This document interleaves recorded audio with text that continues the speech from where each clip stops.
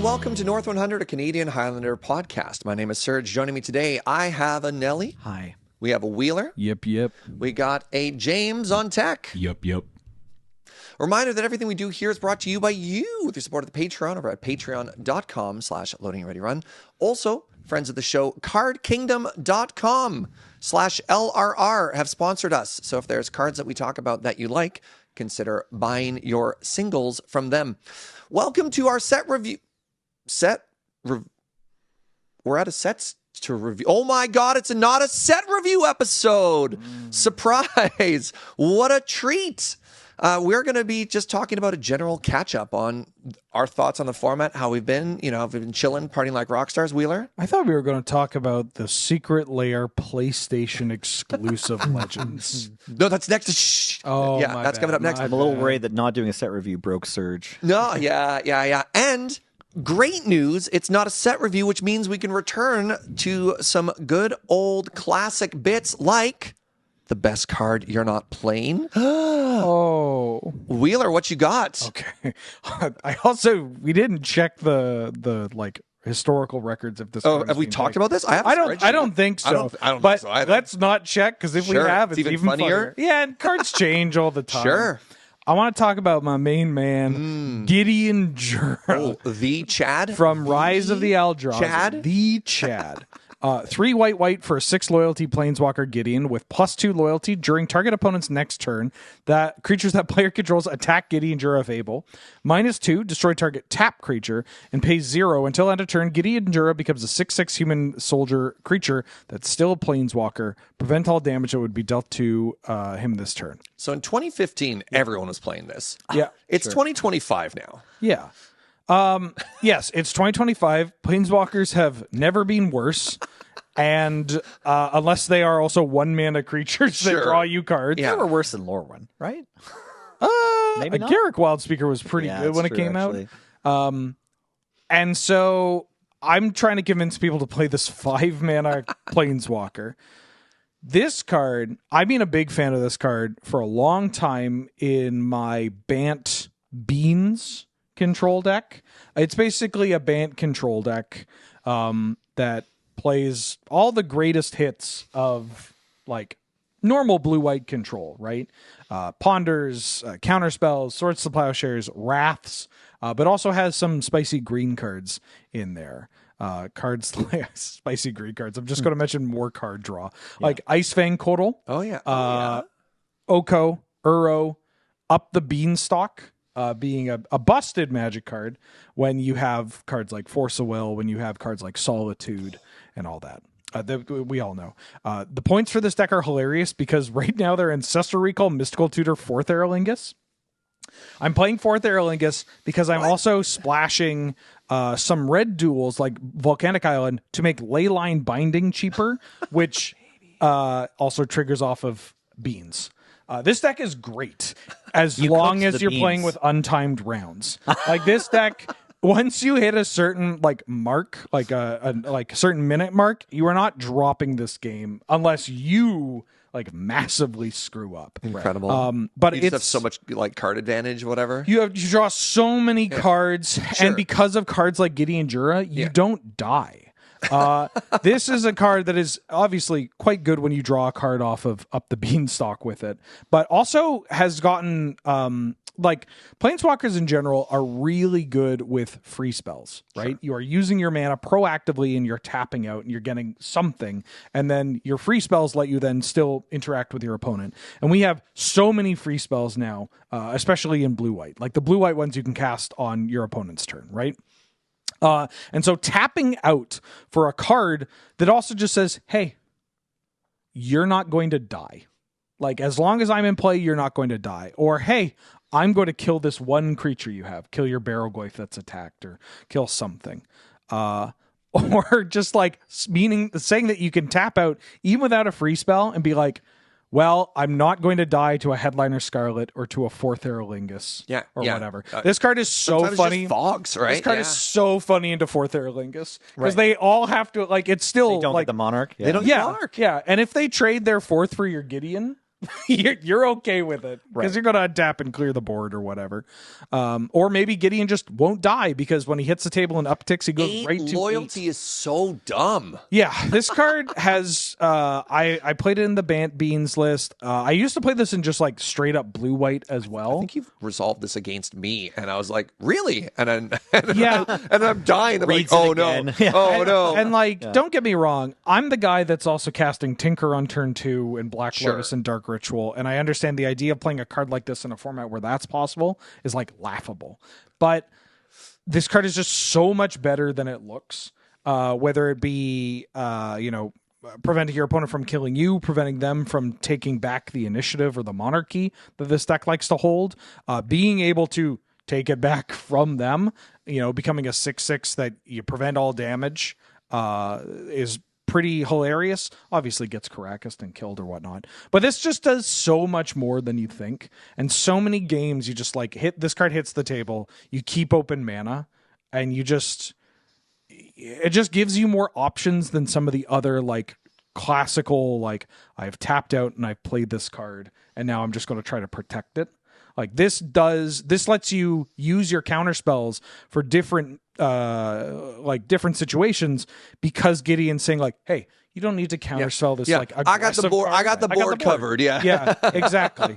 Different kind of 2-for-1. Sure. Yeah, Yep. Yeah. Really big fan of this card. Big Gideon fan of this Jura card. in 2025. I know right. it's so weird. Yeah, I mean, do you think that because Gideon is on screen now, we're going to see a potential best card you aren't playing that's just constant mists? It's like the same Beans deck, just like puts 2 lands into play a turn sometimes. I did think about putting Moment's Peace in this deck. Yeah. Where it's just like, what if I just fogged twice? Like how many? And then you die to Questing Beast or like Spider. Yeah, Punch, damage can't be prevented. Yeah. But this gets around that. Nice. Sure. And you know what? The Questing Beast has to hit this. Right, exactly. It only takes 4 from Questing Beast, unlike every other Planeswalker. That's still pretty good. Yeah. Nice. All right, so our topic today is just going to be a check-in. What's up? How you doing? You come around here often? And I want to start it off with, outside of the the videos that we make for content, how have you been playing Highlander? Have you been having a good time? What have you been playing? And I'll start if that's okay. Yeah, go on. I don't know if I've talked about this particular journey on North 100. I know I've talked about it on stream and stuff like that. But one of the personal goals that I set to myself for 2025 was I wanted to play 12 tournaments. Not like games at cons, not anything else, but like actually get out there and start playing competitively again. And so 12 was 1 a month, which I thought was quite achievable. I'm happy to report that at time of recording, it's in October right now, as the background set might hint. I'm at 15. Nice. Damn. If I go tonight, I'll be at 16. I'm actually going past there. My record is hilariously 50-50.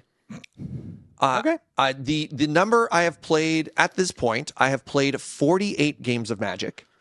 My record is 24 wins, 23 losses, 1 draw. Okay. Which is interesting. And at first I started the year off by, okay, we're going to go into a North 100 showdown recording. I should get some reps with this deck I've never played with before and just get run over. And then I changed it to, I'd like to actually start doing better at tournaments. So there's like, O2 drop milkshake with punishing red or something like that. But no, I'm excited. It's great to get out playing again. It's been so good to treat what started as a hobby and then became my job, but as a hobby again. Yeah, that hits, man. Yeah. And it's never been greater. Also, it's incredible that the same people that I started playing with at Yellow Jacket 12 years ago, some of them are still there. I have some horrible news for you, Serge.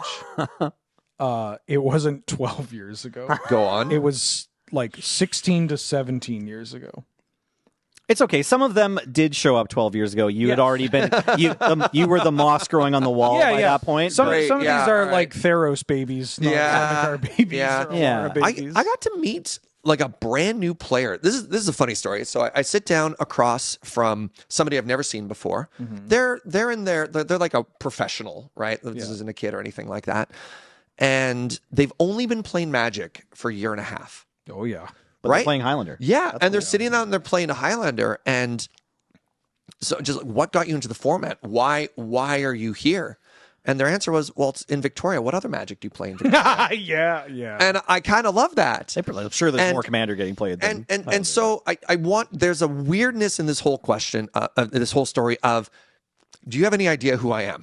Right? Because when it comes to Highlander and Victoria, there's a weird part, right? And you don't expect that.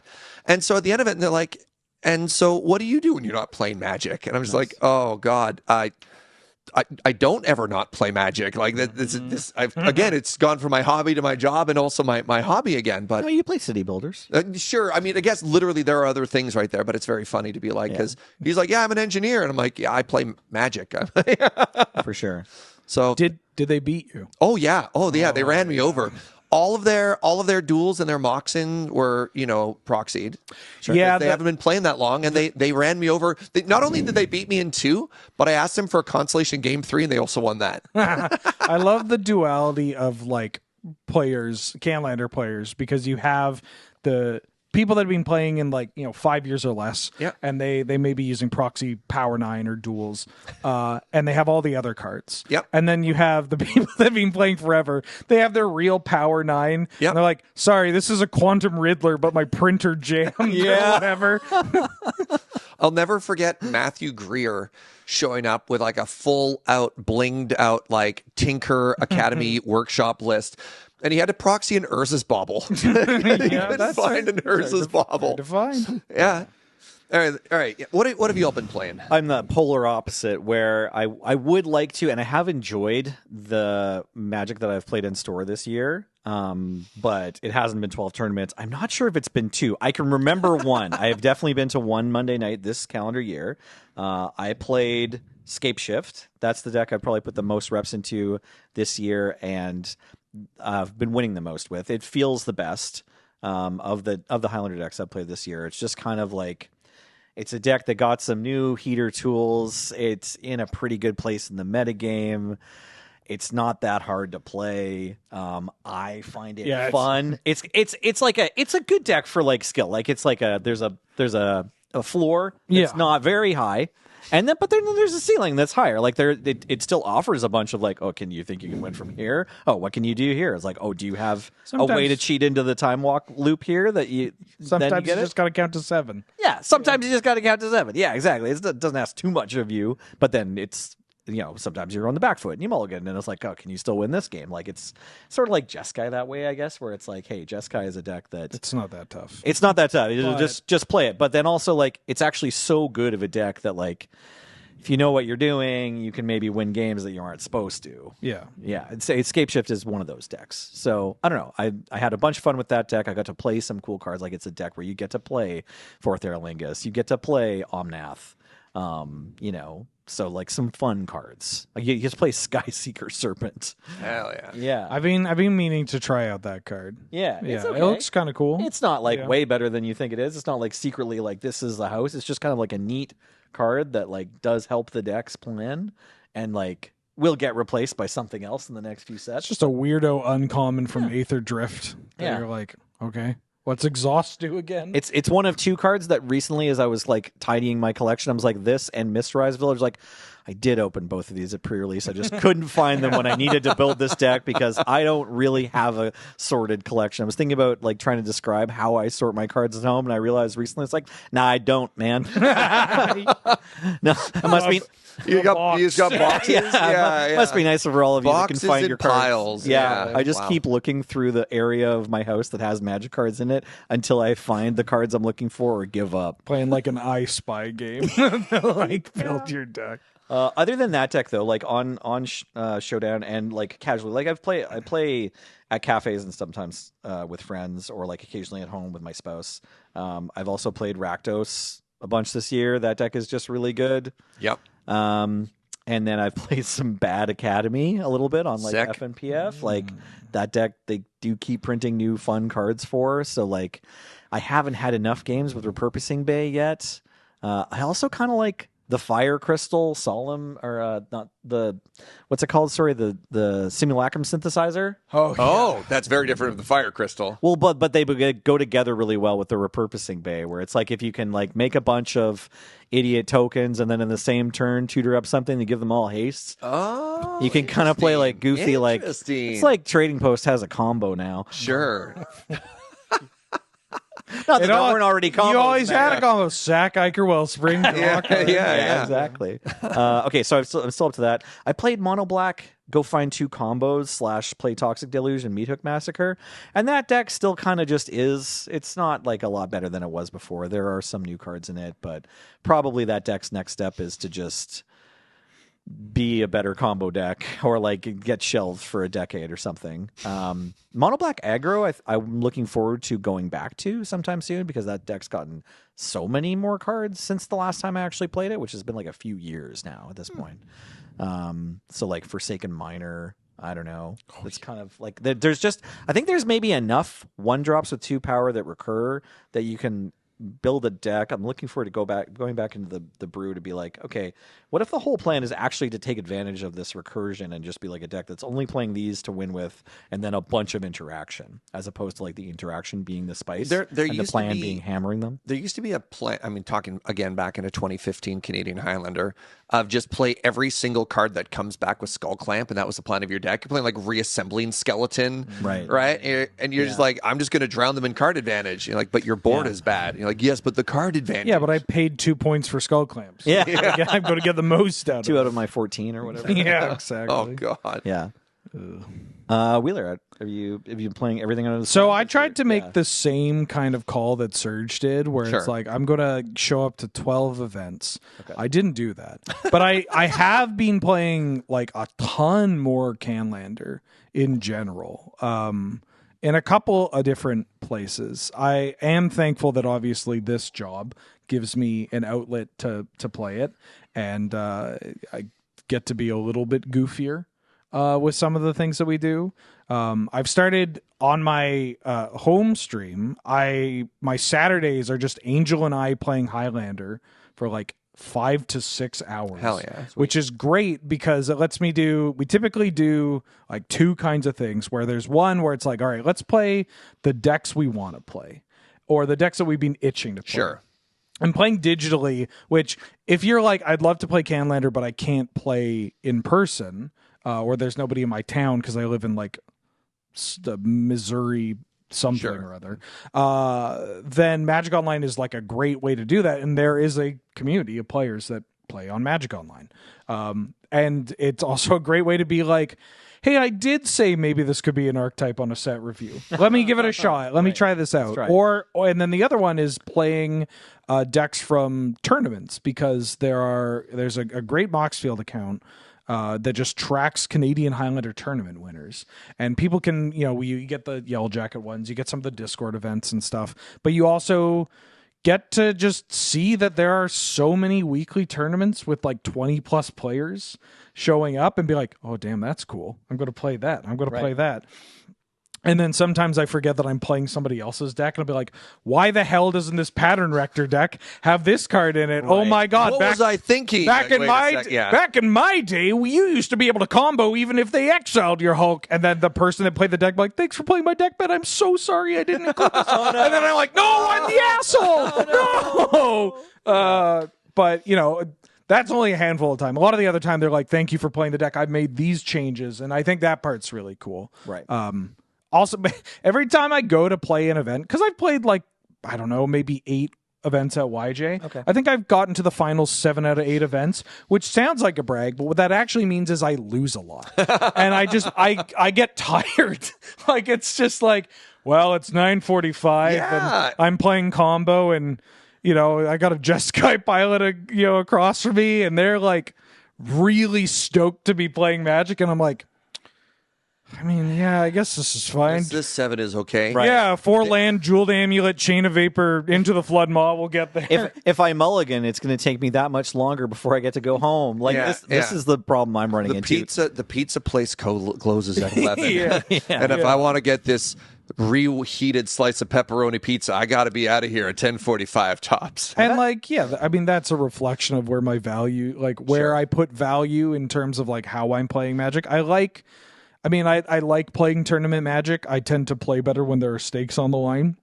I also have become the player that wants the event to start earlier rather than later, you know? Yeah. And it is fun to lose. It sounds like cope, but it is genuinely fun to like lose in the finals to, again, people that I've either been playing with for like 20 years or whatever, or playing against people that I don't know who you are, right? But like, I am so stoked that you're here in the finals, and you're like, yeah, I won like 2 weeks ago, and then I made the finals again, and I think my changes are okay. And it's like, Jesus Christ, you're okay. You're winning events. All right, let's see if I remember what Dark Ritual does. Yeah, I'm supposed to know who you are. Yeah, exactly. Yeah, exactly. And that's really great. Is running into newer players that, and when I say newer, I do mean like in the past 5 years, because there's so much Highlander history in Magic the Gathering to like consume, to like get a grasp on this format.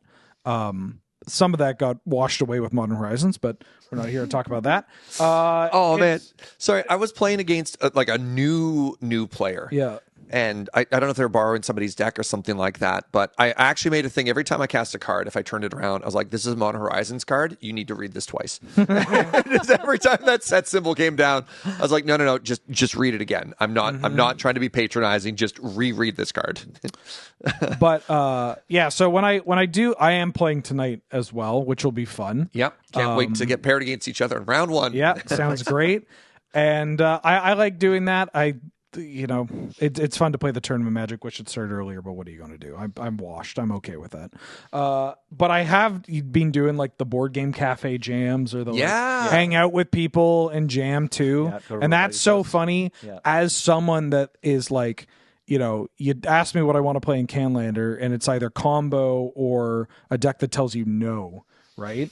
And that, if we're having beers and playing games, I don't want to be like, "Hey, man, I haven't seen you in a while. How's the kid? How's the wife? Oh, sorry, my go? Okay. Land, Mox Diamond, Mana Vault, Dark Ritual, Beseech the Mirror, Storm is..." It doesn't matter. I don't want to be that. And like, I can only Thalia my friends into the dirt so many times. So I kind of branched out to bring in like... Do you have a Selesnya little kid for hanging out and having beers? Yeah. I mean, I know this sounds like just the thing that I said that I shouldn't be bringing, but I have this vibe. I'm like, I want to play mono blue.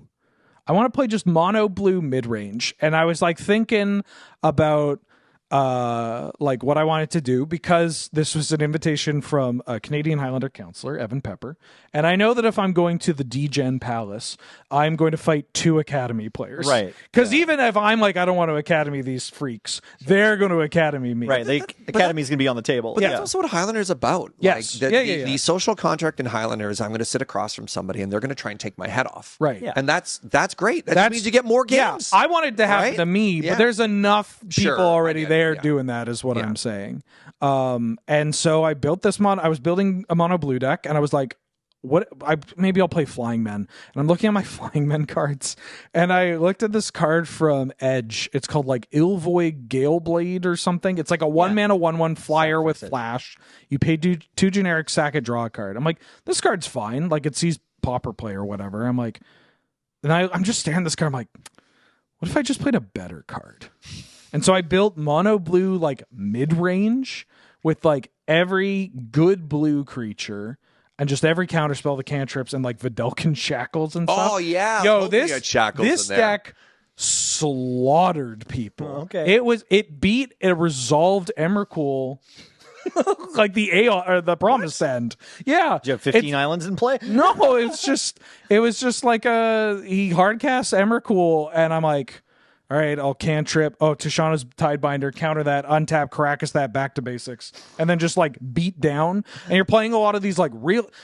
The problem with this deck used to be that your creatures sucked, right? And if your opponent resolved a cheap threat, you couldn't do anything. That used to be part of the design contract, was that blue always had bad creatures because they have counterspells and divination, basically, right? Yeah, so let me tell you about Hydro-Man and Quantum Riddler. Hydro-Man. Yeah, Hydro-Man. Okay, so even Mockingbird, right? You're like, oh, you got a good creature? Cool, mine flies. Yeah. So, like, Right, yeah. I mean, don't get me wrong. I feel like if I brought this to YJ or whatever, round one, I'm against goblins. Sure, I'm losing or whatever. Like, I'm going to have bad Literally matchups. me last week, but anyways, yeah. But, like, I played this deck against a variety of stuff, like these Academy decks, against Rakdos, against Reanimator, against, like, a little kid, like, deck. And your creatures are good. Right. And, like, turns out Tempest Djinn is also good. Yeah. The 3 blue 0/4 flyer gets bigger for islands. You can play the Haughty if you want. I'm playing the Haughty Djinn. Djinn, really? Oh, yeah. Yeah. That card's sweet. Playing Prof's Eidetic Memory, which talked about, I don't actually, time agnostic. I've talked about it. Right. Period. Yeah, it's a card where it's like, I've only ever played it in standard or cube, and then turns out in our format when you're like, gush. Brainstorm. Ancestral Recall. Yeah, Ancestral. Yeah. But the points in this list Sylvan Library trigger, Prop's Eidetic Memory trigger. the points in this list are also so funny because it's Mox Sapphire, Soul Ring, and then like Dig, Cruise, True Name, Saga? Or Strip Mine? I think I'm on Strip. Maybe it was on Saga. Yeah. I think it's this, Strip or Saga. I like this Soul Ring plus Strip and Mine it was plus Islands. it was deck. legit. Oh no, Mana Drain. It was on. I was on Mana Drain. yeah. Oh, right. True So Name I'm Mana Drain. curious- Yeah. I'm curious when you go Ancestral instead on a list like that, because blue, I'd be like, oh, mono blue, you probably on this. I guess it's based on how many creatures you have. I just wanted to be able to play a threat. Yeah. And like I didn't feel like I needed, like I'm not a deck that's going 1-for-1 trading with things. I just needed pressure. Although I think I played Library I think I may have taken out Library, but Library was in it, and like that card's still unbelievable. Yeah. But yeah, you just have so many free counters. Your creatures are good. That Symbiote Spider-Man. That card is absurd. Enduring Curiosity from Duskmourn. Yep. Just like 4/3 flash coastal piracy. Do you play the Merfolk from Duskmourn? That's like a 2/1. The Flood Pit Strauner? Flood Pit. No. Okay. That's I fine. cut a lot of the cheaper Sure. weirdo creatures. I'm like kicking myself. I'm playing blue-red tonight, and I'm like, wait, right, Symbiotic Spider-Man could just be in this blue-red deck. yeah, right. that doesn't get bolt. It doesn't die to bolt. Yeah. I cannot stress how good Hydro-Man is though. Oh, Hydro Man's The really? Fluid Felon. Yeah, this card, like it just. But I guess we talked about it on a set review. We said hypothetically in a deck that wants to hold up counter magic. Right. And like, even if it's just like, obviously the best spot is you play it, it becomes a land. Now I hold up 2 mana for any counter spell. Sure. There's so many 1 mana interactive spells and like things to do with 1 mana in blue that like even just like playing it on curve, it untaps. And then I'm like, you're thinking about Stifle now. Yeah, You're thinking yeah. about, Right. you know, But whatever. I'm just holding up Opt. I'm going to opt or I'm going to cycle Lorien Revealed or That's whatever. fair. In our set review, I think it's fair. Like, there's no other creature that's really like Hydro Man. So No. we kind of missed. We caught that, like, yeah, your blue control strategies want it, but we missed that, like, actually your blue aggro strategies love this. Yeah. too. Hold on. Yeah. Let me make some notes here because I am not playing. So I'm playing a Blue Moon deck tonight. Would you play Hydro Man and Blue Moon? Yeah. You could, Okay. for sure. I Well, think. let me Sounds write like this down. And I mean, this isn't exactly news to people, but Quantum Riddler's really good. Yeah, it's really good. I think we noticed Quantum Riddler on the podcast, but we thought maybe between the warp and the main mana cost, it was going to be a bit much for. it's just a little. James, can you bring up Quantum Riddler? We talked about this. Oh, yeah, this idiot. We mentioned it on the podcast. I don't think we missed it completely, but this card was better than I was assuming it would be when it came out of the gates in EOE. Yeah. We talked about it favorably. Yeah. No, I don't think we said I don't do not play have a copy of this card. I think we said play this in Bant Blink for sure, and then probably Do you have a way to cheat it? Yeah. I'm going to write down Quantum show Riddler. up as a sort of control finisher. Yeah, you could, like- but actually, it's just a mirror. It's just so good. This card's just really it's solid. It's just a blue card. You Yeah, it's play just a it blue like card. it. One of the blue cards of all time. Pretty good with Stifle. Pretty good with Slip out the back. We probably mentioned it's great with Ephemery because Also, we said that about every Is- warp. Hold on, card. is Warp a delayed trigger that you can Yes. stifle when it goes to Yes. return? Oh. And when you stifle it on Magic Online, it still has the very pretty warp border. And Can just I keeps it illustrated. can I tell you a sick interaction that Matthew Greer actually put me on my radar too. Sure. One of my favorite cards these days, and maybe I'm bringing us to the next topic, which are like standout cards that we've been talking about recently. One of my favorite cards from Spider-Man is Hide on the Ceiling. I like this card a lot. So X blue, exile X number of creature or artifacts that you or your opponent control, and then return them to their owner's control at the beginning of the next end step. Jeremy Greer's like, brother, that is a delayed triggered ability. Yep. And I play Stifles. Yeah. And it's one trigger for everything. Yeah, this card. So you can like, I've been playing it for like little cuteness and whatever, and he's just like, I just want to exile my opponent's board and just stifle it when they go to come back. I have mostly cast this as you no longer have you don't have creatures for the next turn. That's so cool. And, like, potentially forever. When you're proactively stifling, it's supposed to be like, so you get a 12/12. It's not supposed to be so that you take away all of their stuff. Right? It's so sinister. Yeah, so that's in my deck for tonight. I missed on Hydra Man, but I do have Hide on the Ceiling that Stifle. one's good. That one's this So, one's pretty good. Yeah. Anyways, you were still on you. Oh, just blue. really liking that mono blue deck. Yep. I mean, I talked about this food deck when Edge of Eternities came out, but like this Sultai food time sieve. Yep. I need to sleeve it up. I picked up a lot of the weirdo legends. The deck plays so many bad cards. It's There's a lot incredible. of crap in there. Yeah. And I would not play it in paper. Like, or maybe I would, but like I would play it in paper at Yellow Jacket Comics and Toys because Sure. everybody knows your name and they're all Sure. glad he came. Right. Well, some people are.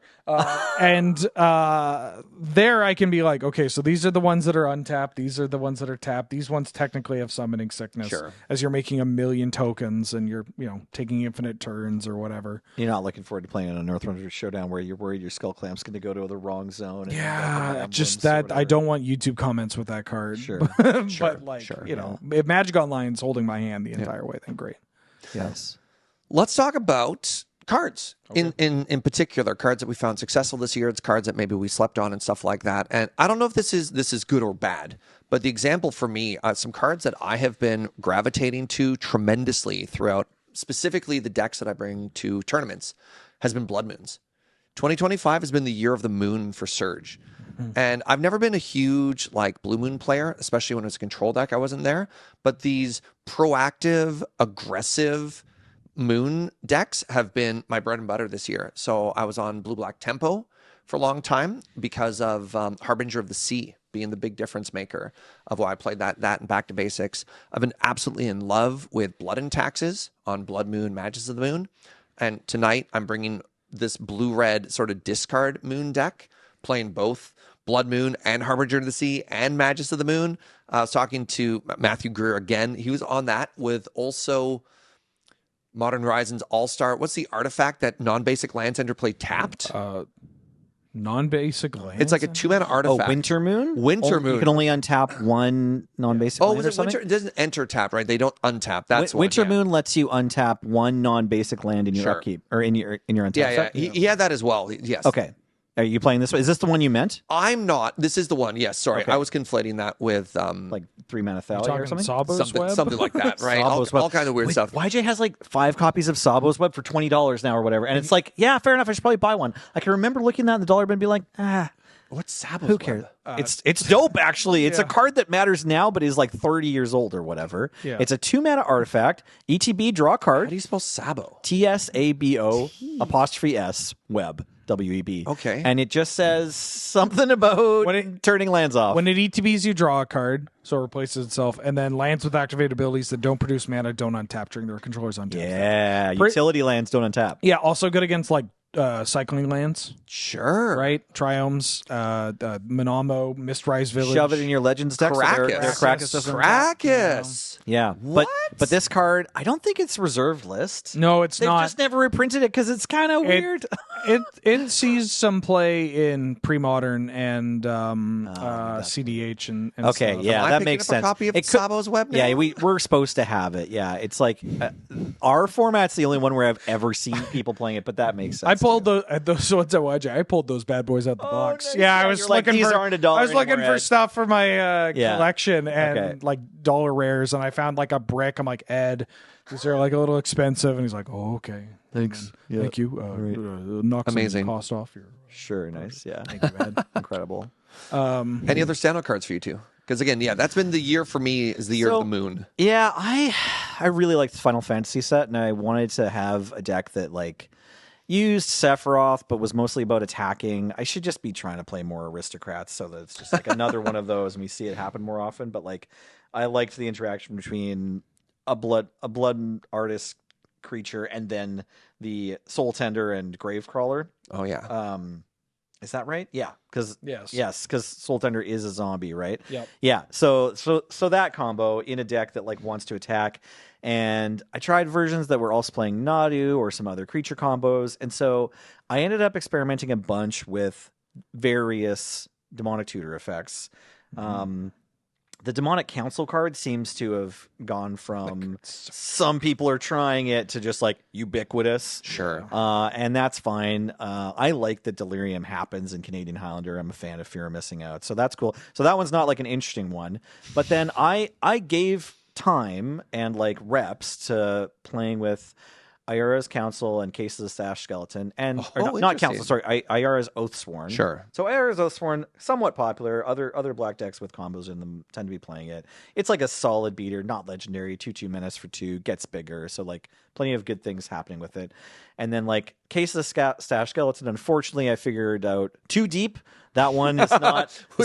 We've gone too far in trying to play every DT. Yeah, I was not satisfied with Case of the Stash Skeleton. So everyone, I just want you all to know, I played it so you don't have to. Yeah. This card didn't do it. 2 mana enchantment. When it comes into play, get a 2/1 skeleton. If at any point you don't have the skeleton, you get to pay another 1 in a black to demonic tutor. No, Serge is trying to not read the card all the way through, so it's easy to understand, but unfortunately skipped how solved works. It's worse than that. It's worse than what Serge said, because crucially, to solve, you control no suspected skeletons, but that only checks at the beginning of your end step. And the solved ability is only its sorcery. So you have to wait a whole turn. Crap. You can't like sacrifice your skeleton and then demonic tutor. If you could do That's that, so much worse than I thought. I think it would be fine. Yeah. I thought that was already too many hoops to go through. Yeah, if it was only that many hoops, maybe it would be kind of bad, but Nelly still plays it. But actually, it's so bad that's so bad. Even Nelly's all in, like every kind of a thing, he's not going to do it. But Servant of the Stinger. Oh yeah, This one is actually not super well known and totally fine. 1 in a black from OTJ, thank you. Sorry. Outlaws of Thunder Junction. I was going to get it eventually. 1 in a black from Outlaws of Thunder Junction for a 1/3 death touch with whenever it deals damage to a player, combat damage, if you commit a crime, you can sacrifice it to DT for no additional mana. You do have to have committed a crime that turn, but guess what? You do that a lot. You're mono black. Yeah. I feel so vindicated that this card is like kind of killing good. people. Yeah, kind of good. It's not broken. Yeah, I wasn't expecting broken, but I remember we talked about this. I'm like, I think this card's real. In the set review, I was like, come on, it doesn't do enough. It's a 1/3 for 2. I'm not playing this. I was wrong. Wheeler was right. There you go. Got death touch. The thing is, it plays offense and defense. Yeah. It plays beatdown and combo because, well, beatdown. That part is still true. If you are attacking with it, dealing damage, and not sacrificing it though you've committed a crime, something might have gone wrong. But even just the fact that it does offer you that weird corner case, like, you can attack for 1 every turn, dog. Like, it's relevant. Maybe they have an Aven Mind Sensor in play, right? Yeah, exactly. I'm just letting you know, after only a few games of the deck, it happened. I have hit my opponent and be like, do I want to sacrifice this? Nope. I just want a 1/3 with Death Touch to attack again next turn. So, like, maybe they have the initiative. I right? love that this is the year of how deep do we have to go into DTs before they're unplayable. Yeah. So I've been having fun with that little journey of which of those cards are good.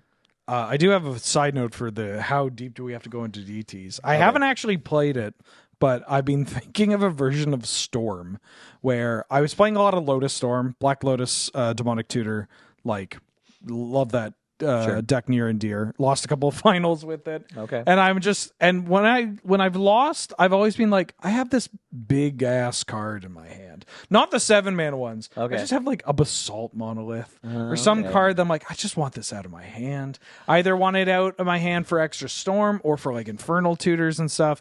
And then I had this big Eureka moment because we used to play Blood Pets. Yep. Right? Would love to. And I'm like, what if we went back on the Blood Pets? And what if we added all the 1-mana 1/1s that when they die, you make a treasure. Oh. And then we added Diabolic Intent, which is a 2-mana tutor, demonic tutor, additional cost, you got to sack a creature. To play Diabolic Intent, you need like 15 creatures or something, right? No, it's fine. We just need one in play. You just need one. You just need one. We just need one. And you play, and you get to play Culling the Weak. And you get to play Infernal Plunge. So you get to add a demonic tutor, and you add 2 more rituals, plus these little duders where it's like, what are you going to do? Kill it? Great. I'll get a treasure token. Buddy, I cast Strike the Rich all the time. Yeah. I haven't played it yet. It's probably bad. I tried Basil Thrall one time. I brought it to a Monday night. All right. 5 Pillar Storm. Yeah. The cards I have been really liking that have been outstanding for me recently. A couple of cards from D&T. Brutal Cathar. Yep. That's a card again. I think people just don't want to play it because it has day night. That's fair. But I'm one of the few part of it. sickos that like day night, or I don't mind day night. Sure. I'll remember. Don't worry. You've got a day-night token in I your got box. it. Yeah. And like that card it eats the board over and over again. Yeah, I mean, day night's important because it rounds out your emblem zone with your initiative and monarchy. They're already there, and then your ring that you've got now, and then your 4th one. It looks like a page of a book. Oh, it's just like you steal their thing, and you have like a Giver of Runes in play or whatever, and they just can't kill it. Yep. And then it ends up flipping back and taking another thing. Another one is Giant Killer. Oh, yeah. Being played. I mean, these are all the greatest hits of D&T right here. well, these 2 cards have been a little in and out. I want to say. Yeah. They're Giant, not auto-inclusive. Yeah, Giant Killer, for those that don't know, is an adventure creature from Eldraine where the front side is a 1-mana 1/2 human that has pay 2 mana, tap a creature, and then chop down is the adventure for 3 mana instant destroy a creature with power 4 or greater. I'm chopping things left and right now. Barrogoyfs. Oh, yeah. These creatures are so damn big. Get that Oculus, that Barrogoyf, that Murktide, Pyrogoyf, I said Abhorrent Oculus. Sure. Metamorphosis Fanatic. That big dragon. that Barrogoyf that's just gotten reanimated. Your for the Lelia 3rd gets time. bigger. Your Evora is huge or whatever, and Kill then your just ancient, having I was going to say Blinding Mage, but a Master Decoy or whatever, right? Just a tapper is so annoying. I played this tournament last year wasn't Canadian Highlander, but another Highlander format, and my opponent in the finals was just playing the Gideon's Law bringer. Oh, yeah. Yeah, and it was just like, this card is kind of legit. Gold Medal Harrier. Yeah. Gets the job done. At MagicCon Atlanta, I brought 2 decks. I brought D&T and then I bought Dredge.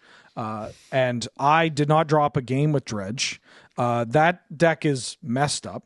Right. Bizarre Baghdad. It's weird to be like, I've been really enjoying Bizarre Baghdad, but it doesn't really get that much shine in our format. Mm-hmm. And I've been a Dredge stan ever since I put it together, and I beat Chris Sutherland in the finals to death with a Stinkweed Imp.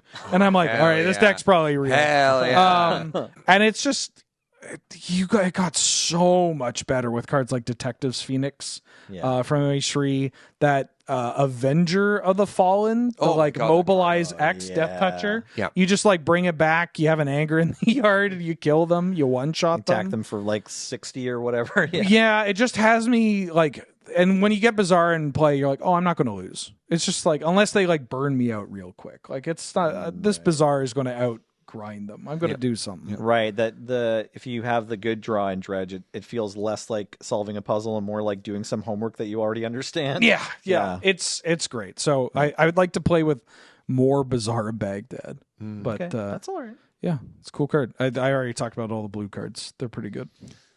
So I'm excited, and I know people have been asking this for a while, to end the show today with an oldie but a goodie. Powerful Magic. That's exactly how again, surf music. Yeah, where we're just going to talk about W stories, not necessarily what games that we win, but sometimes we do.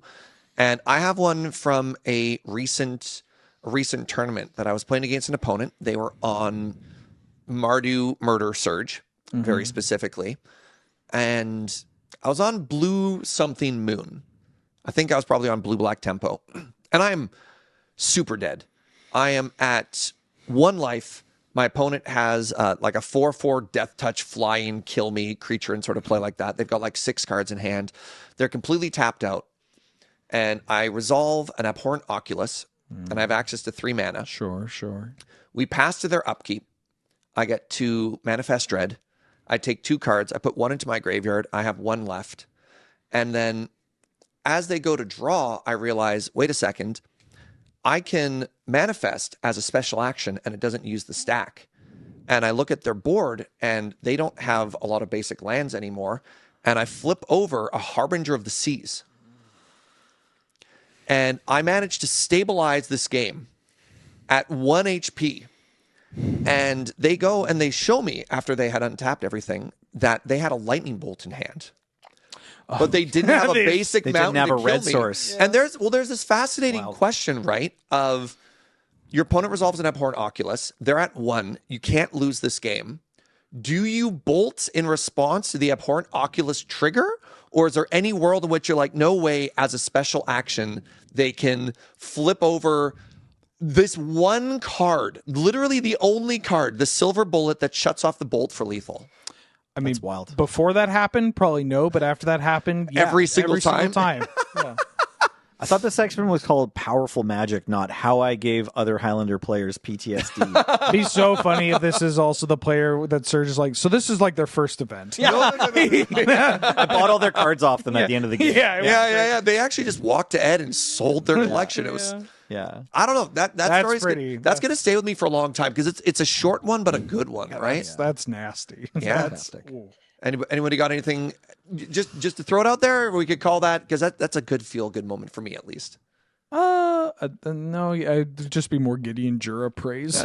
All my recent big stories are like moments in Northern 100 Showdown. Sure, so go watch sure, that. yeah, If you didn't yeah. know, we have another show where we play the cards. Well, then let's call it there, friends. I think this has been an excellent check-in, you know, and I hope you got to enjoy a not sour Just chatting, episode. just yapping. We do intend to do more of these, but the way the schedule works out, it doesn't necessarily always work. And we had a window and call it an early Christmas treat from us to you. Reminder that everything we do is brought to you by you with your support of the Patreon over at patreon.com/loadingreadyrun. You did this. We're also sponsored by our good friends over at Card Kingdom. If there's any cards that we talked about, if you want to buy a Gideon Jura, cardkingdom.com/LRR, let them know that we sent you. I've been Serge, joined by Nelly. Or by a servant of the Stinger. Wheeler. It can't be that expensive. Thank you to James on Tech. Yep. Appreciate you watching, and we'll see you next time. Bye-bye.